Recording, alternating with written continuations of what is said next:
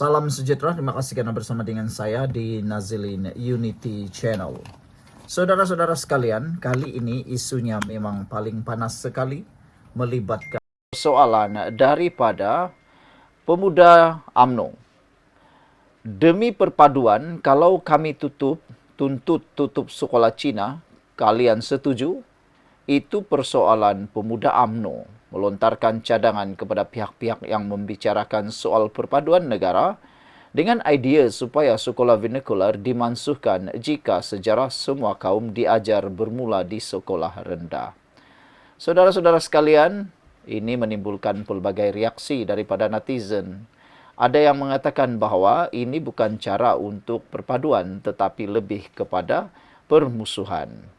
Exco Pemuda UMNO Wan Muhammad Zuhir Ghazali berkata, jika cadangan pembelajaran sejarah sesemua kaum benar-benar ikhlas bertujuan untuk memupuk perpaduan, maka begitu juga dengan silibus sekolah vernacular perlu ada kesepaduan.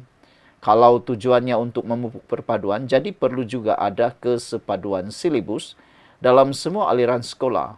Perlu ada juga percampuran antara kaum dalam semua sekolah. Ini lebih aula, lebih utama dan konkret katanya. Bukan hanya selektif, asing-asing. Sekolah ikut bangsa tertentu, silibus belajar lain-lain. Bahkan subjek sejarah di sekolah vernacular pun tak diajar dalam bahasa kebangsaan katanya dalam satu kenyataan. Untuk rekod, sekolah-sekolah vernacular di negara ini tidak terasing mengikut kaum. Malah, sekolah Cina dilaporkan semakin popular dan mendapat tempat di kalangan pelajar Melayu. Minggu lalu adalah dilaporkan bahawa semua pelajar tahun 1 yang mendaftar di sekolah jenis kebangsaan Cina, Kong Aik di mata air Perlis bukan berbangsa Cina.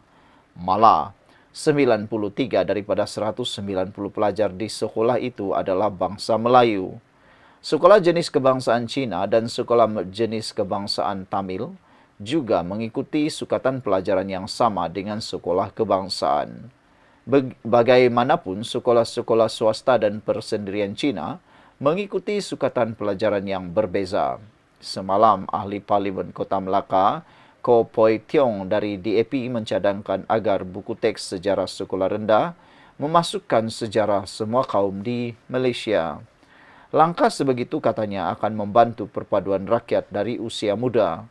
Sebagai contoh, tahun lalu kita menyambut ulang tahun ke-50 hubungan Malaysia dan China. Sebenarnya, hubungan itu bermula apabila Laksamana Cheng Ho datang ke Melaka.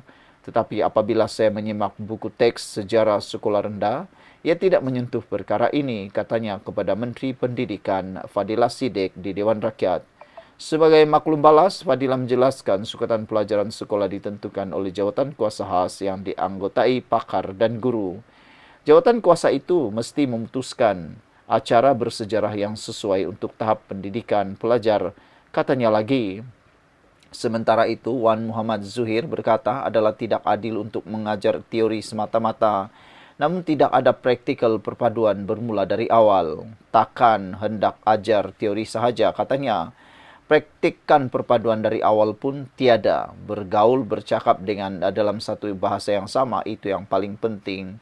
Bentuk perpaduan, katanya. Kalau kami tuntut sekolah satu aliran dan mansuhkan sekolah vernacular, kenapa kalian tak setuju soalnya lagi?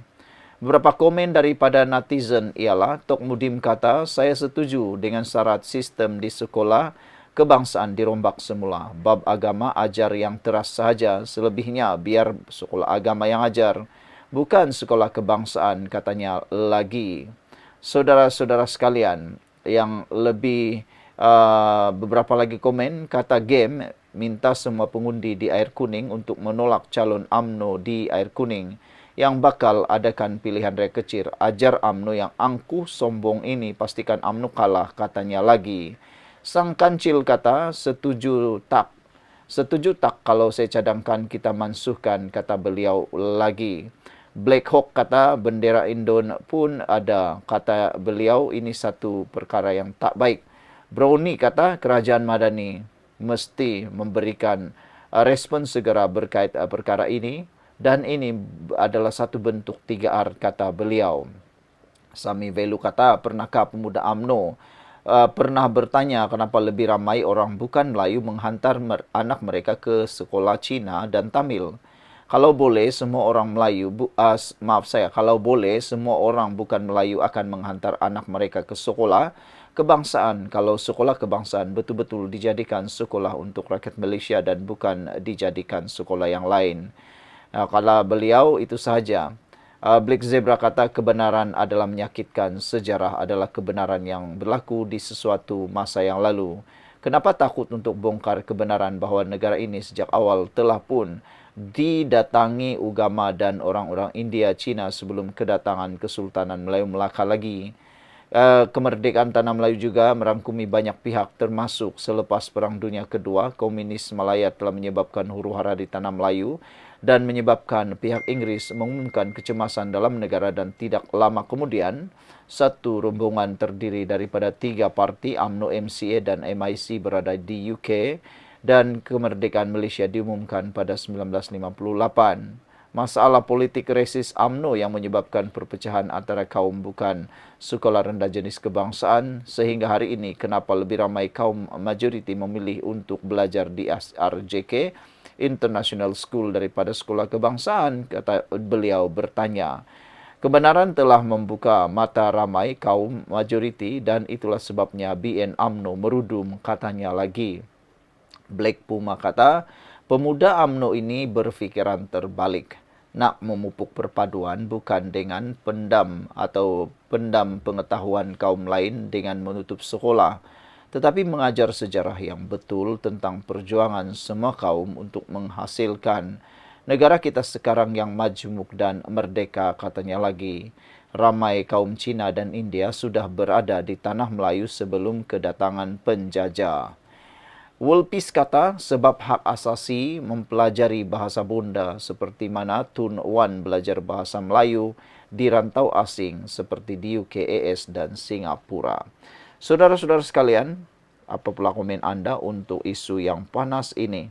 Apakah anda juga ingin berikan komentar berkait dengan kenyataan oleh pemuda UMNO yang melontarkan bahawa demi perpaduan, kalau kami tuntut tutup sekolah Cina, kalian setuju? Itu persoalan yang beliau lontarkan dan begitu banyak orang memberikan komentar tidak setuju dengan apa yang dinyatakan oleh exco pemuda UMNO ini.